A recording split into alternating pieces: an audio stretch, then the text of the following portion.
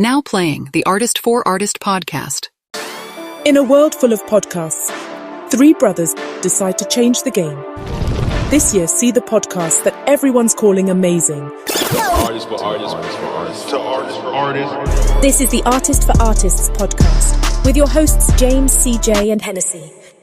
I can, like, literally the other day, so there's this thing that I created really for this guy and we have another best friend. His name is Chris. What up, Chris? Shout out to Chris. What up, Chris? Shout out to Chris Pollard. Another actor. Another actor, yes, for sure. I called it Brothers Keepers Meeting, right?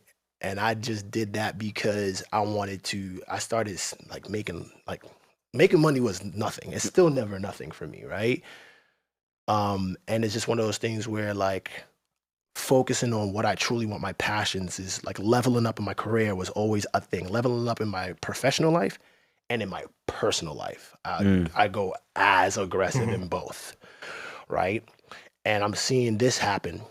And there were times where I see, like, my brothers, they're doing that, but sometimes it's not moving as fast, or it's stagnant, or they're feeling a certain way about whatever things that they're going through personally, professionally, financially, whatever. And I'm going, all right, you know what? Let's have a talk. Let's work this out. Yeah. We were like locking out finances. We were making plans for how you can get where you want financially, how you can get where you want professionally, and then how that can support whatever you want artistically for both of them. And I was like, we're just going to have this, like, we're going to call it a Brothers Keepers meeting, and we're going to do this once a month. We did a joint like 2 or 3 times. Next thing you know, this guy is doing we tapped it. He just went in a whole different direction. Yeah. And not only did it affect him and Chris, it started to affect other friends around us. So there's these other guys that I've known since high school that I was just telling them what I did with them. And they was like, yo, why didn't you do that with us? Yeah. So then I was like, all right, fine, then I'll do it with y'all too. So I did it with all 4 of them. One of them went on to start a whole non-for-profit. Like, he was straight corporate. Shout out Health and Forum. Shout out Forum, shout out Storyteller Gordon. He was straight corporate. Like, he was like in health administration and stuff like that. And he still does that. But then the conversation that we had in that Brothers Keepers meeting, yes, was to how you can level up on your finances and stuff like that. But it was also to, like I said, level up professionally and personally and artistically. And he eventually started his own non-for-profit that empowers masculinity or whatever in men or whatever. But he also started tapping into his spoken word, like artistry and that, and created a whole network.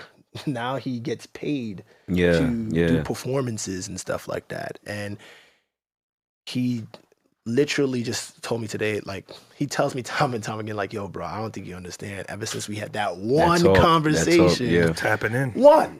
He said it's changed my whole life. And sometimes that's all it takes, is like somebody inspiring you just in that one moment, that one question, that one talk. And it's also about having humility within your friendship as men. Yeah.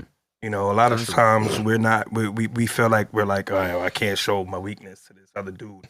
And it took years of us building rapport with each other for us to be able to trust each other to the max. You know, sometimes my own partner doesn't understand the relationship that I have with Vic or Chris or some of the guys, because to her, she's never seen it. You know what I mean? Yeah. But Henny, you got a question? Quick? No, I just had like a question, comment. I got a couple of things. You know, I've been sitting here quiet. I know. I've been sitting here quiet, but I've been thinking. I talk a lot, man. I got a couple of things, man. I got a couple of things. So, your upcoming is wildly similar to mine. Very similar. I'm Haitian. Anything that's not a doctor, nurse, any those 3 or 4 jobs. If you don't have one of those, you're crazy. They don't know what you're doing. You're wasting your life. Exactly. Exactly. How you say that in the Haitian way? How'd your mom say or anything? Wap gaspiller. You're wasting away, pretty much, right? So I think I've understood, now that I'm an adult, I fully understand why it's like that in our communities, right? So our families come here. they want the absolute best for us. What they do to get money is they trade time for money. The stuff that we are trying to do, it's not necessarily trading time for money. So when you say, I'm going to go do this but only acting 2 days, gig, 2 I'm going to go do hours, this modeling gig, That's it doesn't make sense to them because they're so used to working 40, 60, 80, whatever many hours a week you need to just to put food on the table. So I fully understand just for what I do. It's sometimes it makes me upset that like my parents can't fully grasp what I do. So I fully understand when you're kind of saying that, you know, how like you were trying to do different things and they weren't really vibing with that. How are they now, though? Now they know I'm successful, but they still don't get it. They still don't fully get because they see me in Tampa, they see me You here happy now, though, but like man. exactly, they don't fully. Yeah. They just say iHeartRadio. That's all they know. iHeartRadio. That's just what they tell people. Like they don't know like what exactly. They But just the thing is, they're not side-eyeing you. at first, for sure, they thought I was crazy. They're like, "What are you doing?" I left this city because I'm the first one to like leave. I'm from Connecticut. I'm the first one to get up, move out to a new city, like do all this stuff. So like they're looking at me crazy. Like, what am I doing?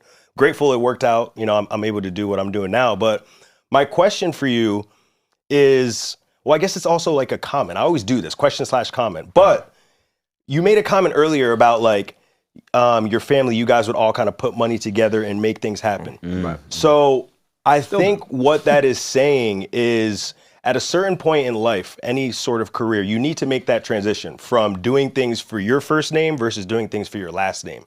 What I mean by that is legacy, right?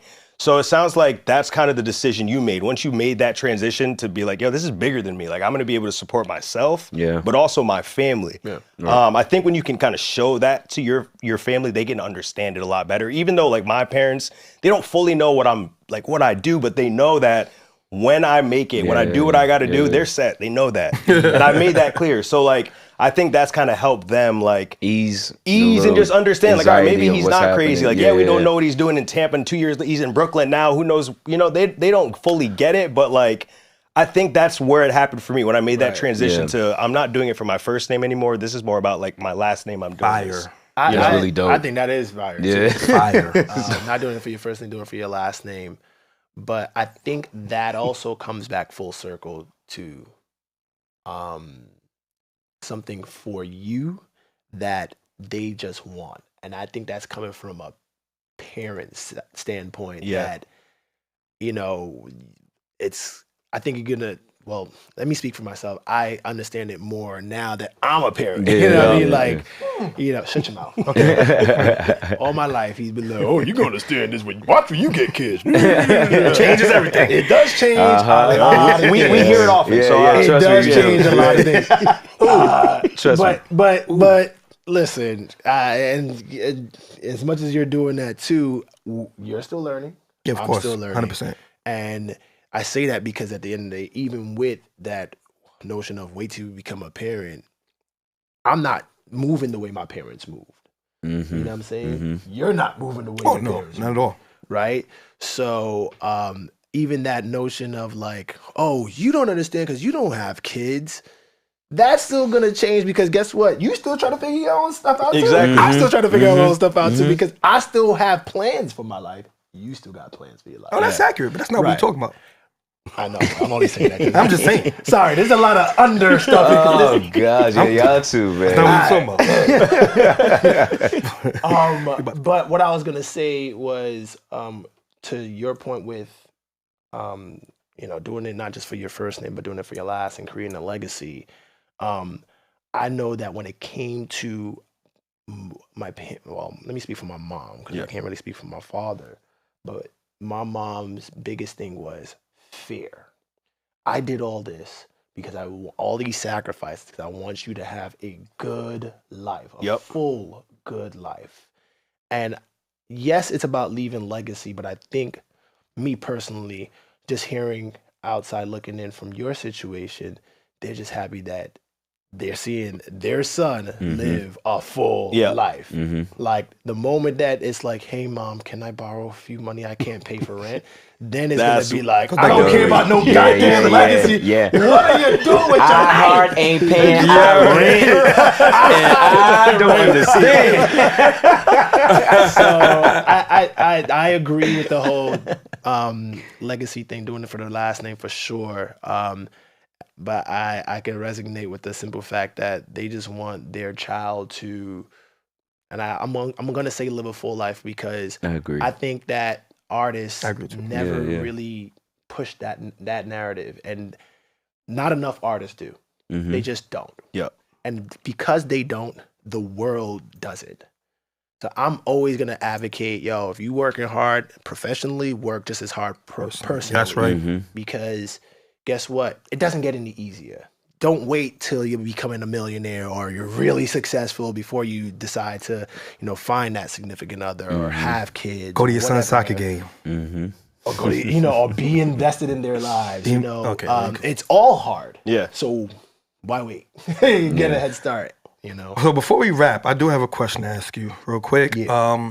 And this is a bit on the lighter side. We've been saying some really, really nuggets in this episode. No, it's been really good. Yeah, Bro. No, but seriously. like, if you had to right now, because I see the producer credit, right, that you have for yourself and stuff like that. Now you're part of the moving and shaking side of it, right? Yeah.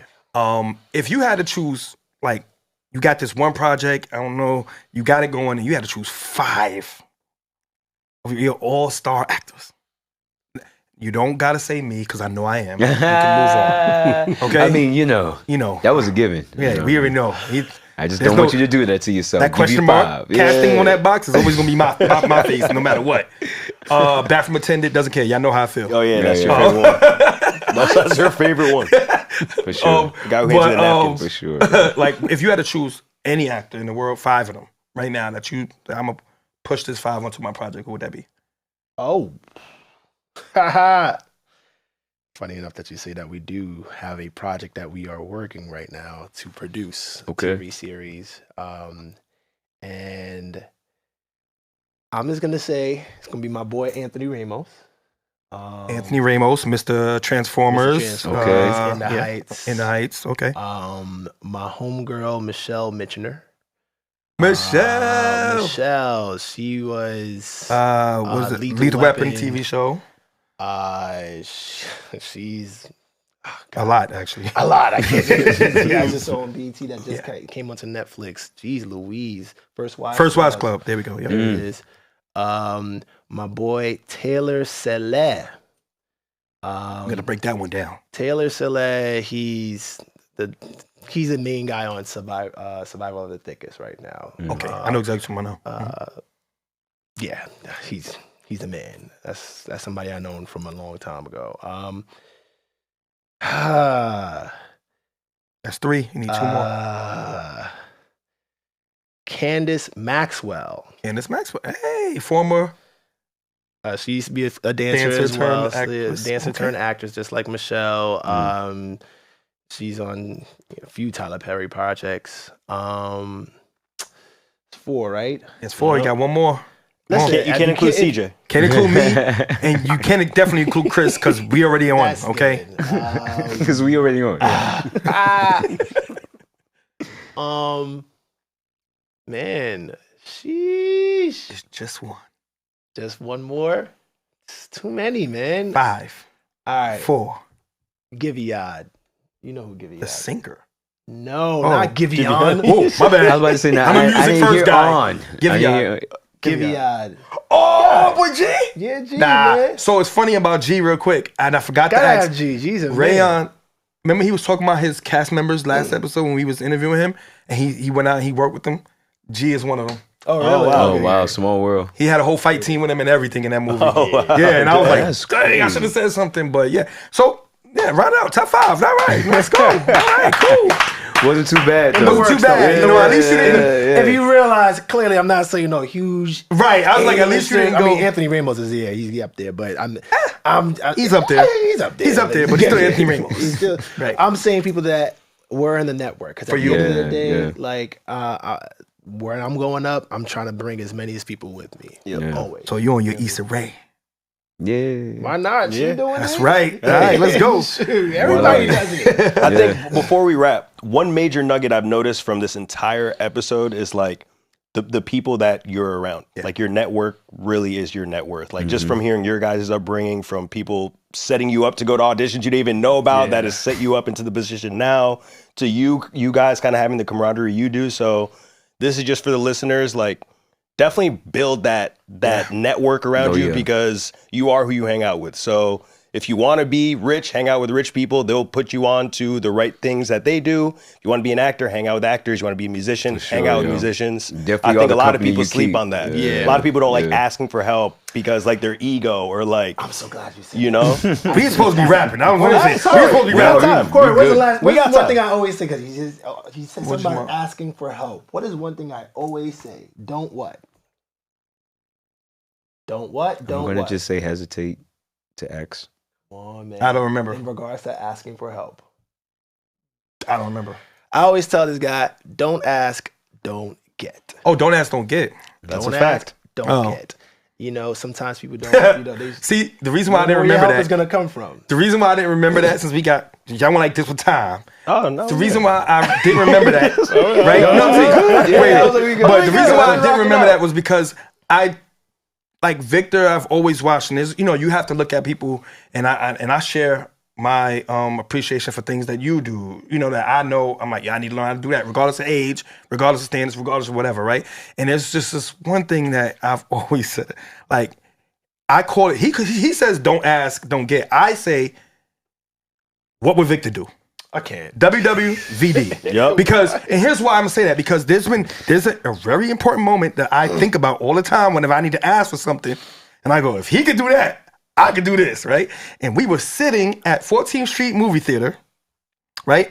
On a random date, both had our girlfriends, right? And I'm online with my girlfriend, he's online with his girlfriend, and whatever the case may be, I look behind, my girl tapped me, I look behind her, she's like, is that Kanye?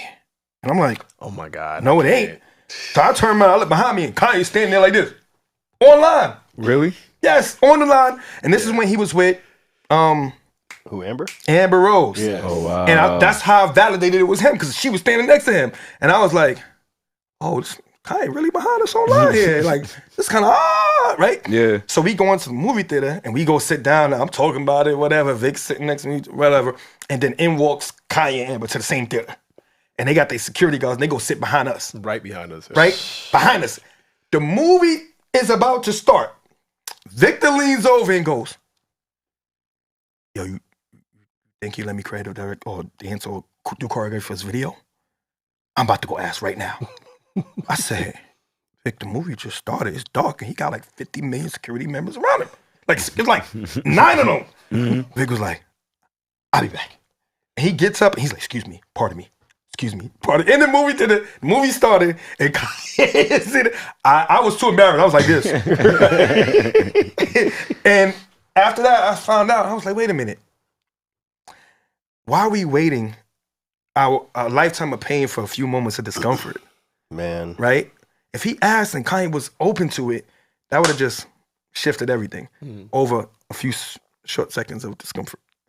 So now, you know, I just walk into like places now. I'm like, yo, let me get that 3-piece, and I'm not paying for it. I can't, you know.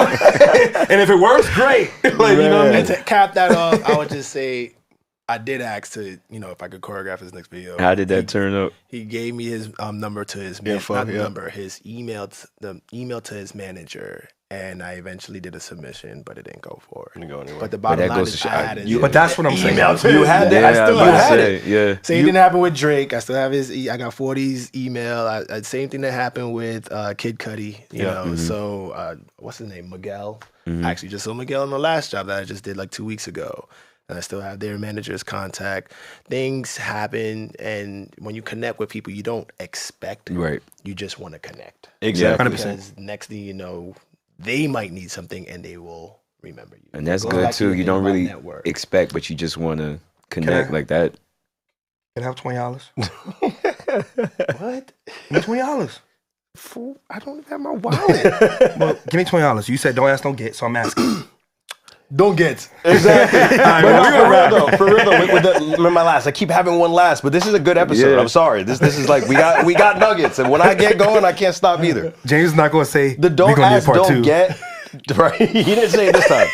This is gonna be all in one. It will. It's all one. But in all seriousness, though, the don't ask, don't get. And I was just reading this quote this morning, and it's exactly what we're saying. And it said, the person who asks a question might feel dumb for a moment, versus the person who doesn't ask the question will feel dumb for the rest of their life. Yeah. With that being said, don't ask, don't get. I think Don't ask, don't you know get. that's kind of We already got our episode title. Don't That's ask, literally the title of don't the ask, episode. don't Don't get. ask, don't get. It's it true. ties into Like, literally what you were saying about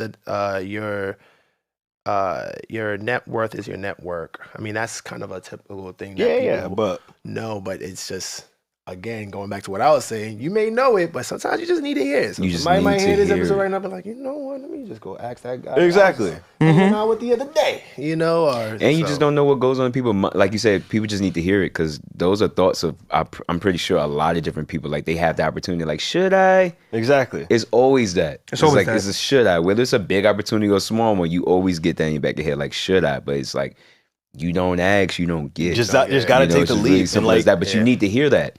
yeah. Especially like in those moments, like it needs to be something in the back of your head that says that at least, like, hey, you don't This is ask, you don't crazy. get. So you just never know. You really like, you never know. What know. I'm saying? Like it goes back in the day where you said like that guy still comes up to you about that one conversation. You know what I mean? Yeah. It's like, And that's even the now. phrase that he actually said. Don't ask, don't get. Yeah. Oh wow. So it all came full Yo, circle. and I was driving here. I have a brother in London. Literally, he's 1 year older than me, but he is Shout out to Prince Show. for the show. He's Doing I a shout swear out. he's like the British doppelganger of me. Okay. Yeah, Because it's, we were it's just insane. talking about it's crazy, bro. Like our stories are very similar. Yeah. Like almost equivalent. Oh wow. It's crazy. But he was just saying because he's an actor Mm-hmm. and he's into music. And he was just like, bro, I don't care, man. I don't have no problem asking. That's how he sounds. He's like, I'm not afraid to ask. And I'm like, that's crazy that you think that. He's like, yeah, man. I'll go into a fucking record label. Excuse my friend. No, you're good. You're good. You're You're good, good. you're good. Yeah, you're Okay. fine. He's like, I'll go into a fucking record label and I've gone into Universal. I've gone into Atlantic and I've just Just walked in. Walked in. I'm like, do you have a meeting? No, I don't. So he's on another level. Hey, I respect that. But, you know, it's just one of those things that's just like, it's just crazy that this is the conversation I just had 30 minutes before I got here. Oh wow. And we're Do back. you not know? That's how you know it's true, man. Exactly. It's the truth, and like we said earlier too, like you are the company you keep. So I'm not surprised that you had a conversation like that 30 minutes ago, and here we are together, like all on the same page, just having the same type of, just dialogue, because it's true. Like even through life itself, like you don't ask these things, you don't just go out for the opportunity or just try to, just go for it, bruh. You'll live with regret for like literally the rest of your life, just for that short moment, like you said, of just being embarrassed. Like you may think it's just a moment right there, like but then you don't do it, and it's like you go home and it's like, dang, I should have done that. what- I should have yeah. said what up. He was in the section. I didn't say anything. And I didn't say a word. It's like, the craziest thing though, because just with us, and we're all in like similar fields, but we're around celebrities and people like that all the time, and like these people can be our resources at the end of the day. But I think sometimes we don't want to take that leap and like say something because you don't want to sound dumb. You don't want to come across as like a fanboy or whatever it may be. opportunist, I was gonna whatever say, people like, would you- say. Don't ask, don't get doesn't mean like you just do it all willy-nilly. Yeah, willy-nilly, yeah. Right? Like you just do it whenever, I would say if it's something that is like it's a gut feeling, like gut feelings don't happen every second. Yeah. Gut feeling, oh shoot, let me ask you something. Yeah, No, yeah. it's like normally like if you're really passionate about something or if you really want to do something and you try and then along the way, if you come across somebody and in conversation something sparks that gut feeling, then the worst thing you can get is a no. Oh no. Oh no. And that's the And then craziest you part. keep it moving. Exactly. Yeah. Exactly. It took a while for me to get there, And but keep yeah. it moving. Because like we like one of my sales coaches, what they told me, like you're really not as important as you think you are. Like that person who might have just rejected you, they're gonna forget about that maybe in 2 minutes. It might bug you for like a day or two, but like they already forgot about it. So like, why not take or the not. shot? Or am I going the other way and be like, wow, I never thought of doing that kind of a project. Yeah. Right? Like, or Case in point, I used to, before I started venturing off and producing like TV and film and try to venture off in this world, I used to produce music videos. And funny enough, he's You said actually one of don't my bring it first up. music videos that I produced was for him. Okay. James, don't look for this We need a video, little please. clip on the screen, by the way. The funny, oh my god, Right, I'll because send you you want that, you but know? the funny thing Gotta is, have it. before that, what drove that was that same Drake submission that I said I had to remember do. Mind you, don't ask, don't get. I was waitering. Like it's called model staff. Like I used to do that a lot with like different companies. If you're in the modeling industry, you know what I mean. Like, so I used to work at this company called Shiraz, and they would basically hire models to cater and be wait staff for high-end events. We did Drake's literally first album release party somewhere in Midtown, some big studio on like 50-something street, whatever. And it was like, well, we need two models to be in the booth with Drake when the party's happening, because he's the one that's going to be like, you know, he's going to have like all these VIPs over there. So Birdman was there. What's his name? The whole Cash Money, Wayne, Nicki, remember the whole The whole squad, yeah. Bruh, like it was mad celebrities. Miguel, that's how I met Miguel. And basically, I connected with 40, who I found out was not his actual main manager, but his road manager and his close friend. But bottom line is, he said, yo, do this submission. Normally when people do choreography submissions at that time, they get a phone, they get like 5 dancers, they record a few steps, you do, got that. I will link Right? all of this on the podcast for you guys. need visuals. So for me, I was like, I'm gonna take this to another level. Yeah. I'm gonna do a whole supercharged music video. There's a whole music video. Bro, I had a set of like 70 people. Let's go. I had. You gonna do I it? Let's do choreographed it. the whole thing. Yeah. Where I had like 8 dancers. Yep. I had grips, gas. I had director, lighter, director, everything. It was a lot. I had 3 locations, like 2 condos. People that I literally just met. I was like, hey, can I use your condo for this music video? Yeah. Sure. Yeah. Did the same thing for my music video. Hey, can I use your club for this music? Sure. You ain't doing nothing during the day. Oh, it's a submission for Drake. Sure. Right?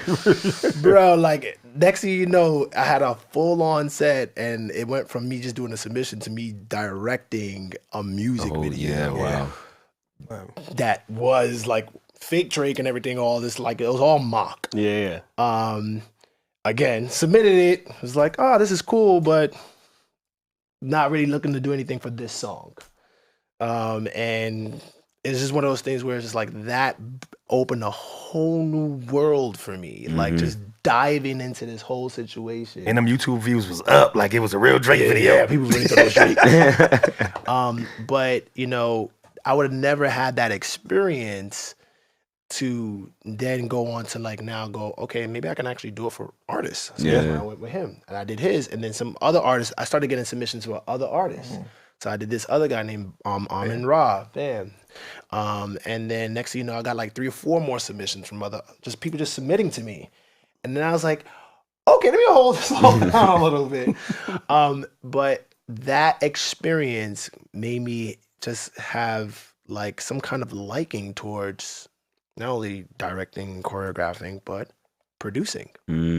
So, and it's given me the confidence to have, give me the confidence that I have now to go forward in this whole new world that I've never really had any experience in. Yeah. But I have a close relationship with my manager, and he produces films and TV shows and stuff like that. And he's like, "You're doing all the right steps, Victor." So it's just like, this is a guy who used to be at WME.